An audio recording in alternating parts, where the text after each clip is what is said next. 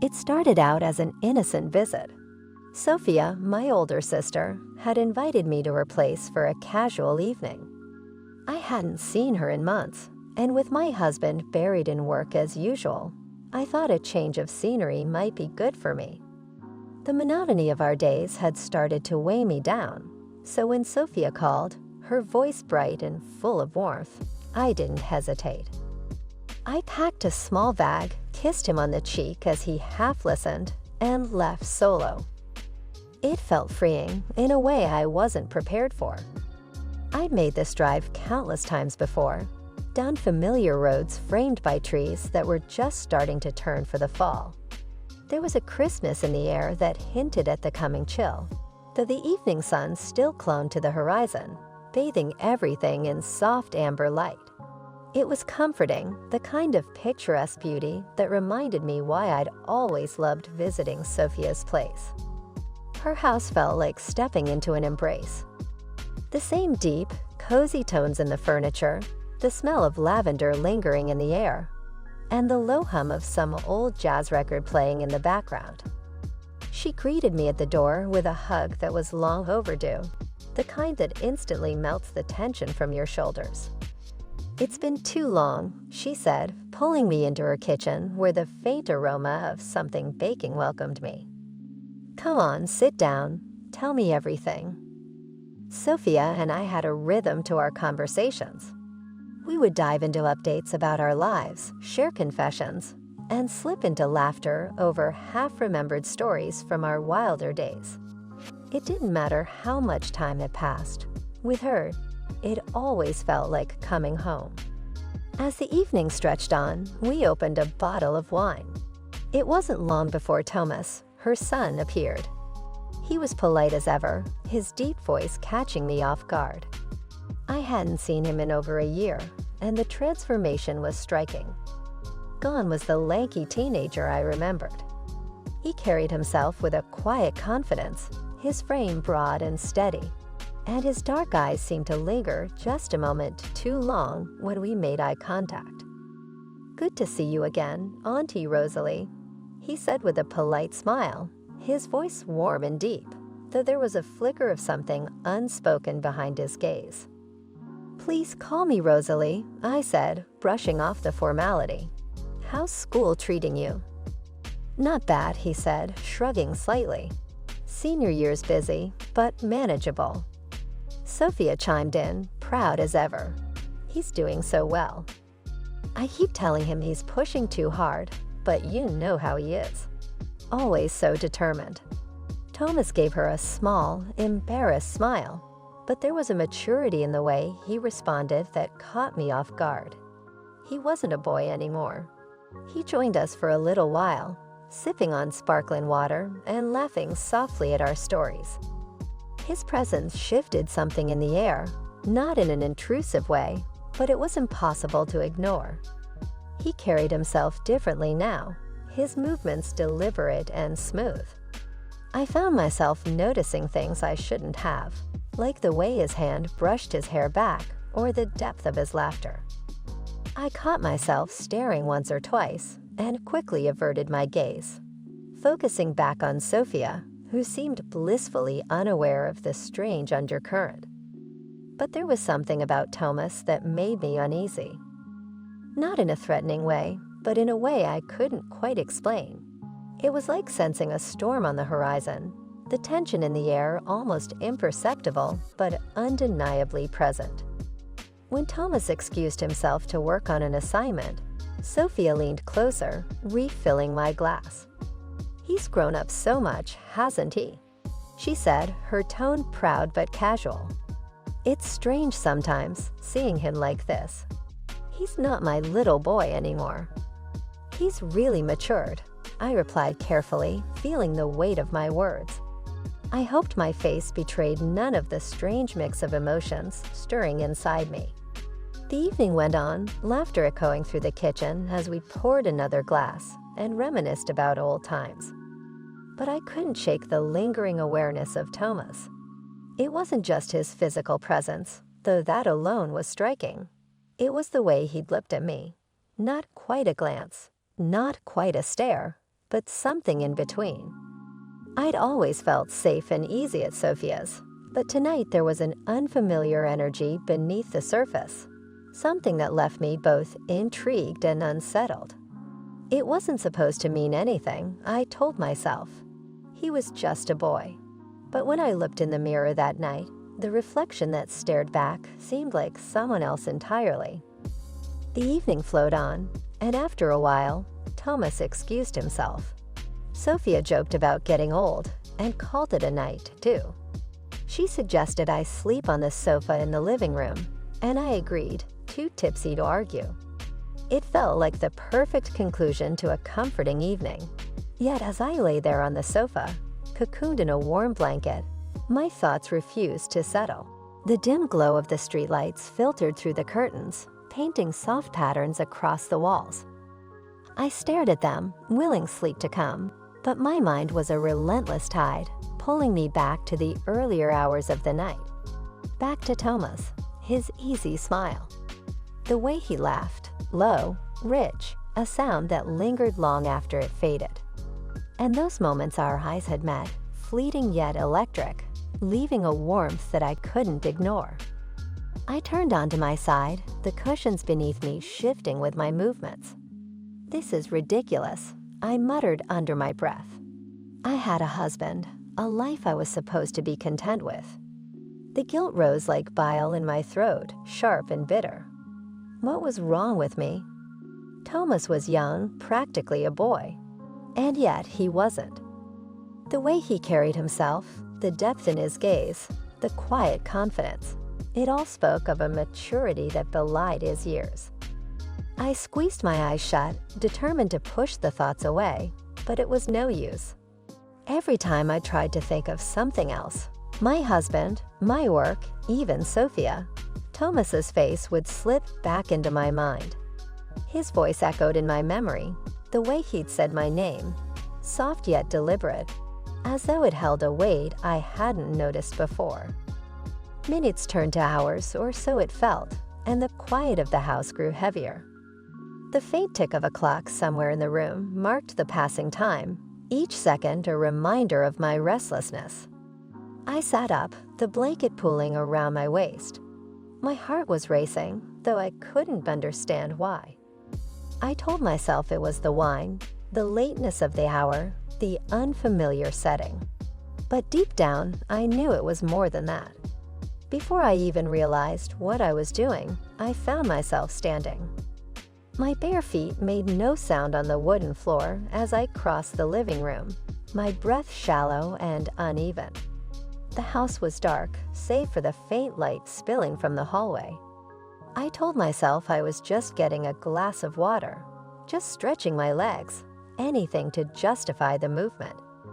But my steps took me in a different direction, toward Thomas's room. The door was closed, a faint line of light visible at the bottom where the floor didn't quite meet the frame. My hand hesitated on the doorknob, 1,000 thoughts racing through my mind. This was wrong. So wrong.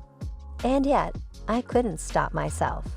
Slowly, I turned the knob, the quiet creak of the door seeming impossibly loud in the stillness. There he was.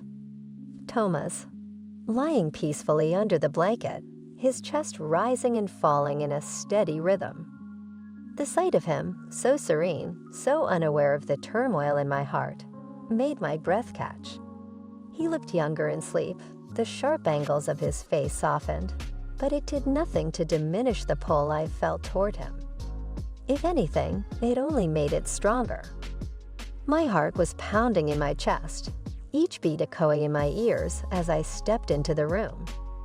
The faint scent of him lingered in the air, clean and warm, and it wrapped around me like an invisible thread, pulling me closer. I knew I should turn back, retreat to the sofa, and bury my face in the pillow until morning came, but my feet betrayed me. The floor creaked softly beneath my weight, and for a moment, I froze, convinced he would wake. But he didn't. He remained still, his breathing steady. I stood there, the battle between my mind and my heart waging on, each side screaming for dominance. My mind begged me to leave, to stop whatever madness had taken hold of me. But my heart, my traitorous heart, whispered that I'd already crossed the point of no return. Carefully, almost hesitantly, I slid under the blanket beside him. The warmth of his body was immediate, radiating through the small space between us. My pulse quickened, my breath shallow and uneven as I lay there, inches away from him. I couldn't bring myself to move closer, but I couldn't move away either. I closed my eyes, hoping the darkness would calm me, but it only amplified everything. The sound of his breathing, the faint rustle of the blanket as he shifted slightly, the pounding of my heart. I felt like I was teetering on the edge of something vast and uncharted, the ground beneath me crumbling with every passing second. What was I doing? The question burned in my mind, but the answer was nowhere to be found. All I knew was that, in that moment, nothing else existed. Not my husband, not Sophia, not the life I'd left behind. There was only Thomas and the quiet, forbidden pull that had led me here. He stirred, his eyes fluttering open. At first, he looked confused. "Rosalie?" he whispered, his voice thick with sleep. My name, spoken in that low, drowsy tone, sent a shiver down my spine. I froze, unsure of what to say or do. For a moment, we just stared at each other in the dim light, the silence heavy and charged. Then, almost instinctively, I leaned forward and wrapped my arms around him, pulling him close. He didn't pull away. Instead, he exhaled softly, his breath warm against my cheek, and his arms slowly came up to encircle me. The embrace was tentative at first, as if we were both testing the waters of something neither of us fully understood. But then his grip tightened, and it felt like the world around us disappeared, leaving only the two of us in that stolen moment. I didn't know," he murmured, his voice a mix of disbelief and wonder. I didn't answer. I couldn't. Words felt too clumsy, too inadequate to capture what I was feeling. Instead, I tilted my head slightly, and before I knew it, his lips were on mine. It was electric, overwhelming, completely insane. His kiss was tentative at first, a gentle brush of lips that sent a cascade of sensations coursing through me. But as the moments stretched on, it deepened, growing more urgent and more consuming. My fingers found their way into his hair, and his hands moved to my waist, pulling me closer until there was no space left between us. His hand slid over my body. It was pleasant. I felt his warmth. His smooth, progressive movements were incredible. At some point, I felt at the peak of pleasure. Time became meaningless. We whispered to each other in hushed tones, sharing fragments of thoughts and feelings that had been buried for too long. His voice was like a melody, each word wrapping around me like a spell. And when we were talking, we were kissing or simply holding each other. Our bodies tangled together as if they were meant to fit this way all along. But even amidst the thrill and euphoria, a seed of fear took root. The house was silent, but it wasn't empty. Sophia was just down the hall, and the thought of her finding us was like a bucket of ice water on my blazing emotions. I pulled back, my breath coming in short gasps, and rested my forehead against his. "We can't," I started, my voice barely above a whisper. "Not here. Not now." He nodded, his eyes searching mine. "I know, but Rosalie," his hand came up to cup my face, his thumb tracing the line of my cheekbone. "I don't want this to end." His words hung in the air, heavy with meaning. Neither did I. But reality was already creeping back in, bringing with it the weight of consequences I wasn't ready to face. "We'll find a way," I promised, my voice trembling with both fear and determination. "But not tonight. Not here." Reluctantly, I untangled myself from him and slipped out of the bed. The cool air of the room was a stark contrast to the warmth we'd shared, and it sent a shiver down my spine.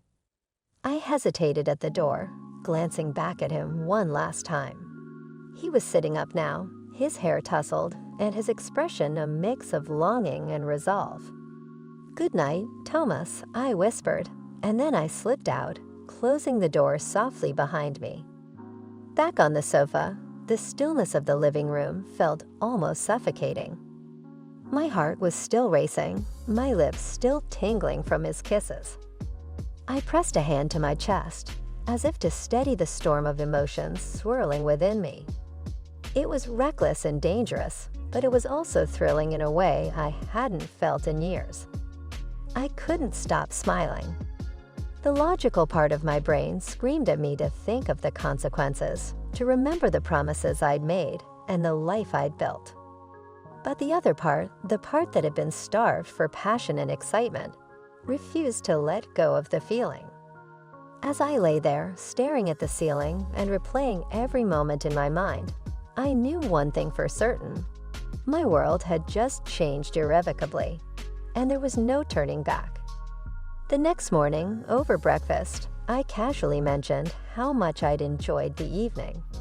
It was a throwaway comment to anyone else, but Thomas caught my eye, and in that fleeting glance, everything we shared the night before came rushing back.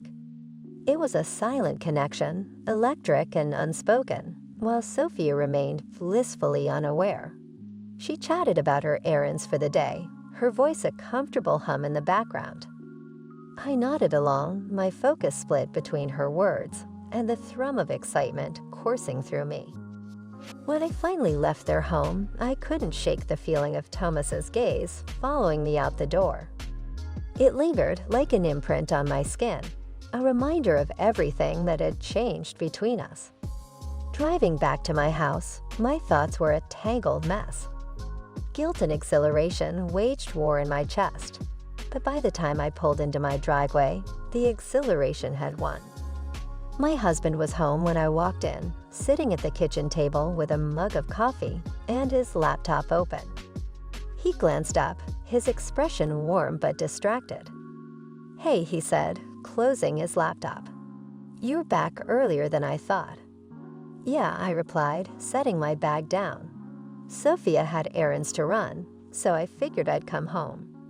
I leaned over to kiss his cheek, but it felt mechanical, lacking the spark that used to come so naturally.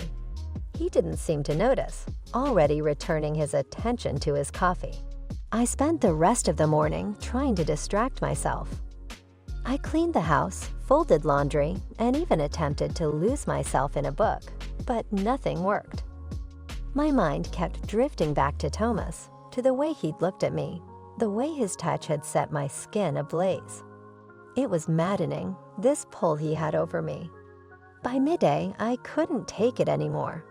I sent him a text, a simple message that felt like a lifeline. "How are you?" The response came almost instantly. "Thinking about you." My heart raced as I typed my reply. "Can you come over?" There was a pause, and for a moment, I thought he might refuse. But then his answer came. "I'll be there soon." The anticipation was unbearable. I busied myself in the kitchen, preparing a light lunch and trying to ignore the fluttering in my stomach.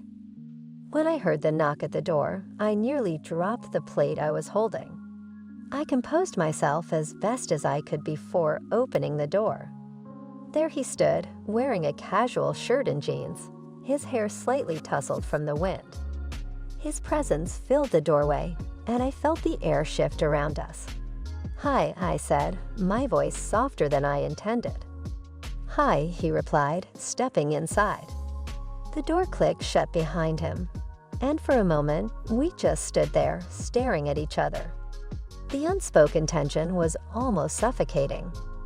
Finally, I closed the distance between us, wrapping my arms around him in a hug that spoke of everything I couldn't put into words. "Are you sure about this?" he asked, his voice low and cautious. "No," I admitted, pulling back just enough to look into his eyes. "But I can't stop." That was all the confirmation he needed. His lips met mine, and the world faded away. This wasn't the hurry passion of the night before. It was slower, more deliberate, every touch and kiss imbued with a weight that made it impossible to think about anything else. Over time, he became more and more rough, but I liked it even more. He pinned me against the wall, bent me over, and played with me the way he wanted. It was better than anything that had happened before in my entire life. We spent the afternoon together, moving from room to room like the walls of the house couldn't contain the intensity of what we felt. The living room became our sanctuary, the kitchen a place of stolen kisses and whispered words. It was reckless and intoxicating, a dance on the edge of a cliff that neither of us wanted to end. At one point, we sat on the couch, my head resting on his shoulder, his fingers tracing patterns on my arm. "What are we doing?" I asked, my voice barely audible. "I don't know," he admitted, "but I don't want to stop." By evening, reality had a way of crashing back in, and it hit like a tidal wave. My husband came home earlier than I expected, his arrival throwing everything into chaos. Thomas and I barely had a moment to react. The sound of the garage door opening sent my heart into a frenzy, and I panicked. Thomas darted into the bathroom, shutting the door quietly behind him, while I scrambled to greet my husband at the door, trying to compose myself. "You're back early," I said, feigning surprise, my voice just slightly too high. "Meetings got canceled," he replied, shrugging as he dropped his briefcase by the door. He kissed my cheek, his lips warm and familiar, and the weight of what I was doing hit me like a freight train. Guilt twisted in my stomach, but I forced a smile, pretending everything was normal. Inside, my mind was a whirlwind. Thomas was just down the hall, hidden away, while my husband sat on the couch, oblivious to the storm brewing under his own roof. I needed a plan, a way to get Thomas out without arousing suspicion. My thoughts raced, and I landed on a half-baked excuse. "I just remembered," I blurted out. "There's an issue at work I need to handle. I'll be back in an hour or so." "Work? At this hour?" he asked, raising an eyebrow but not pressing the matter. He'd always trusted me implicitly, and it stung to realize how much I was betraying that trust. He waved me off, already distracted by his phone, and I hurried down the hall. In the bathroom, Thomas was sitting on the edge of the tub, his face pale. "He's back," I whispered. "But it's fine. Follow me out in 5 minutes. Don't make any noise." He nodded, his jaw tight, and I felt a pang of something, fear, guilt, maybe even sadness. But there was no time to dwell on it. I slipped out first, grabbed my keys, and called out to my husband, "I'll see you soon." Once outside, I waited in the car, my hands gripping the steering wheel like it was the only thing anchoring me to reality. A few minutes later, Thomas emerged, his movements quick and deliberate. He slid into the passenger seat, and I could see the tension etched into his face. "Let's go," he said quietly. The drive to his place was silent, the air between us heavy with everything we weren't saying. The city lights blurred past, and for a moment, I wondered what we were doing, where this was going. But then Thomas reached over, his hand finding mine, and that touch was enough to drown out the doubts. It wasn't logical, but it felt like the only thing that mattered. We pulled up near his house, the streets quiet and shadowed under the glow of streetlights. I turned off the engine, the silence inside the car thick and charged. Before I could say anything, Thomas leaned in, his lips capturing mine in a kiss that erased the world around us. It was desperate and urgent, as though we both knew how fleeting these moments were. One kiss turned into another, and soon we were climbing over the seats, our movements clumsy but filled with an intoxicating need. The windows fogged up, the outside world fading away, leaving just the two of us in our bubble of stolen intimacy. It was reckless and raw, but it was also real in a way that nothing else in my life felt. My knees sank below the seats and my head was against his knees. The next 10 minutes were unforgettable for him. This was clear from his shaking legs and heavy breathing.